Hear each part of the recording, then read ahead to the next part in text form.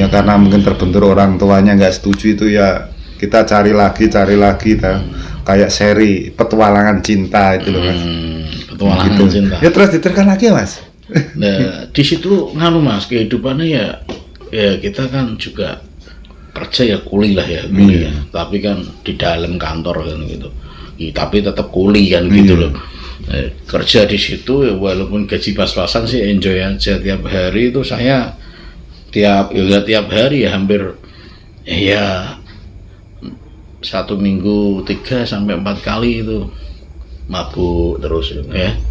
Pokoknya dede tuh mabuk. Banyak teman-teman ya yang mabuk itu. Ya beli intisari. Intisari zaman dulu ya. Intisari. Sama itu sama saya itu juga pernah anggur tuh. Kalau di Jawa kan anggur intisari ya sana karena kan intisari kalau di sini kan kayak apa tuh namanya ya nggak boleh lah ya. Berarti ya zaman segitu berarti harga sekitar 20 ribuan ya. Iya. Intisari seperti saya kelihatan tuh. Kalau habis kerja kayak kerja di proyek dulu. Habis itu hawa enteng. Nah ya sore tidur itu enak gitu loh. Tapi saya 1 botol itu Mas berdua. Iya, saya juga berdua nggak pernah saya rame-rame itu nggak mau saya minum ya berdua santai. Lah lagunya Tawang Mas Ninggal Janji biasa. Sing gitu Tawang Ninggal Janji sama tahu nggak? Tanjung Mas toh. Tanjung Mas. Yang Didi Kempot tuh. Iya. Ini tuh. Ya, tuh. Di situ kayak gitu kok kehidupan saya kayak gini terus. Tapi untuk masa muda kan harus bodo amat. Iya. Tapi saya pekerja keras dalam arti ini saya nggak kerja sini nggak kerja sini. Pernah yang pada titik puncaknya itu saya di pantai pijat Mas ya. Di pantai pijat tuh bos saya tuh duta besar Indonesia Belanda. Tapi diamanahkan ke orang kepercayaannya di situ. Wah di situ kan Mas saya mau puncak karir di situ saya mau dibuatkan. Di situ mau dibuatkan panti, saya suruh mengelola kan kayak gitu tuh. Bagus dong sebenarnya. Sebenarnya bagus, tapi di situ kan ada teman saya yang membawa teman saya ya kan. Masa saya ngelakai? Oh ya kayak itu ya sebenarnya kan dia lebih lama, kenapa kok yang ya, baru malah dipasrahkan ke saya kan ya nggak enak lah. Saya nggak mau di situ mau dibukakan ke Senayan kan kampung elit ya. Iya. Ya. Tempat elit loh maksudnya. Enggak, saya tak mau tanya waktu Anda ke Senayan, ke Kapuk, pacar Anda yang cantik tadi ditinggal berarti? Iya, masih di jembatan besi. Dia kerja juga. Gitu. Berarti masih setia menunggu itu ya? Setia, di situ kan di Pantai Indah Kapuk mau dibukain ke Batam juga kan. Ada konflik saya keluar. Langsung saya pulang ke Jawa. Ke Jawa, di situ masih pasaran saya, LDRan. Saya nelpon dia itu pinjam telepon tetangga. Handphone yang itu loh, yang telur-telur itu ya. Koran loh. Dulu Simen ya. Iya. Simen. Kadang kan sekarang kan ada yang poliponik dulu ya. Poliponik itu kan udah bagus tuh. Nelpon suwi. Dadanya tak kalau tiap malam minggu saya nelpon sampai lama banget. Itu ada bahagia Mas. Alhamdulillah dia bisa dipercaya. Di sana katanya juga nggak pacaran, tapi saya nggak tahu. Nggak tahu namanya juga wanita.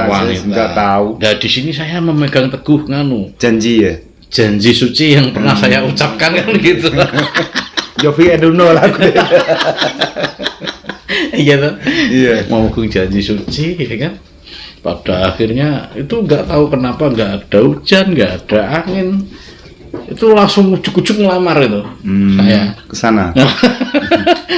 Jauh ya? Nggak ada rencana Boyolali Mas. Wah, jauh ya. Tempatnya kalau kamu indah sekali ya. Kan saya kan udah diajak Mas ke sana kan? Iya, desa tapi kan enak. Iya. Naik turun gunung lewat itu ya. Apa namanya itu? Gunung yang ada Gemukus itu yang ada 1000 lampu ya. Gunung Kemongus kan ya ada cerita nganu toh yang agak miring sedikit Iya, ya, tapi kan seperti sebenarnya kan ya, harusnya kan ya ditelaah lebih dulu lah. Setelah itu Mas ya hampir setahun itu saya nganu habis nikah itu tuh, habis nikah seminggu apa 2 minggu si istri saya itu kan udah menjadi istri ya, kerja di sana lagi kan, saya masih kerja di sini.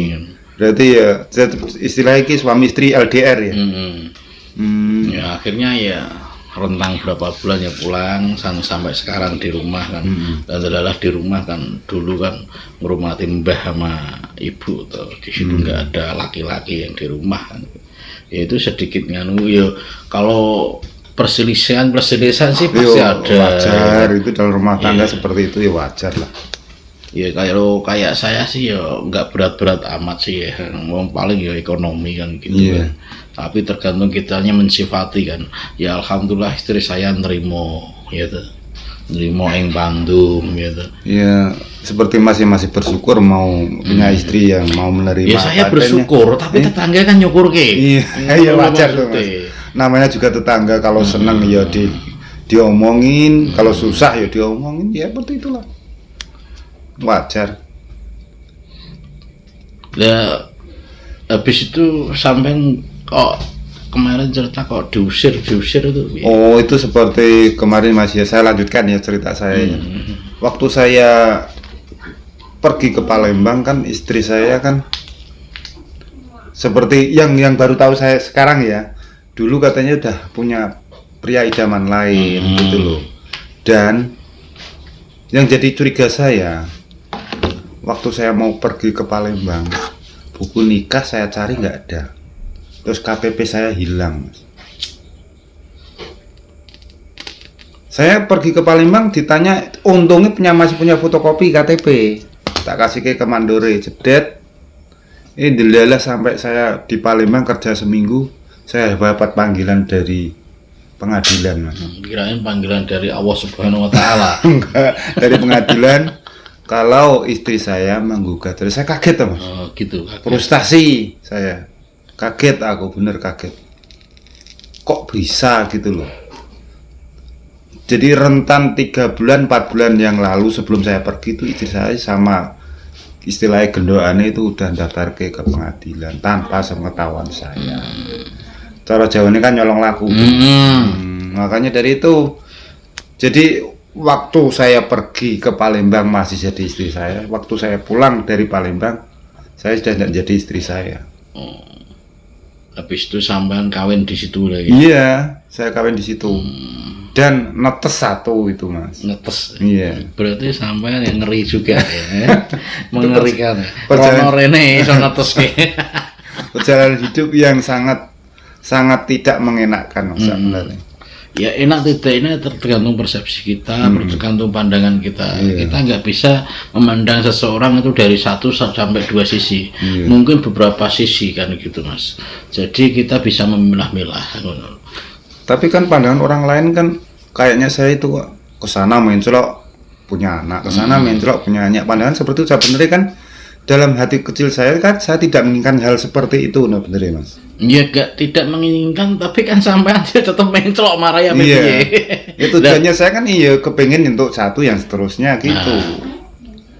Tapi berhubung karena keadaan ya mungkin dari mencari wanita yang ingin punya pendamping, saya ingin punya pendamping yang terima apa adanya sulit Mas bener. Untuk zaman sekarang kebanyakan banyak tuntutan, kepengen yang mewah, kepengen yang suaminya kerjanya tingkat tinggi. Tingkat tinggi itu berarti kan sampai juga bisa. Iya. Kalau di proyek itu kan naik pohon ya. Nganu di apartemen lantai 10 gitu ya, itu tingkat tinggi itu. Ya, jadi kan gini loh Mas, sekarang persepsi perempuan ya kan kebanyakan bukan maksudnya bukan semuanya, kebanyakan. Iya, rata-rata mencari apa pendamping hidup itu yang mapan gitu, duitnya kayak gini-gini lah, kita kan ya nggak tahu. Hari ini kita hari besok kita begini kan nggak tahu kan? Kita nggak tahu kan di situ. Tapi orang berpandangan kayak gitu, padahal itu menurut saya oke lah, nggak apa-apa, nggak masalah, tapi kan kita nggak tahu kan nasib kita kan. Ya, dunia itu berputar seperti bola Mas. Contoh kita dulu waktu kita masih muda, kita kan berangan-angan kayak gitu mungkin. Wah, ekonomi mapan gini-gini, nanti istilahnya pihak mertua ada menginginkan yang mantu yang mapan. Iya. Gini, kebanyakan ada yang kan juga kan ya dijodohkan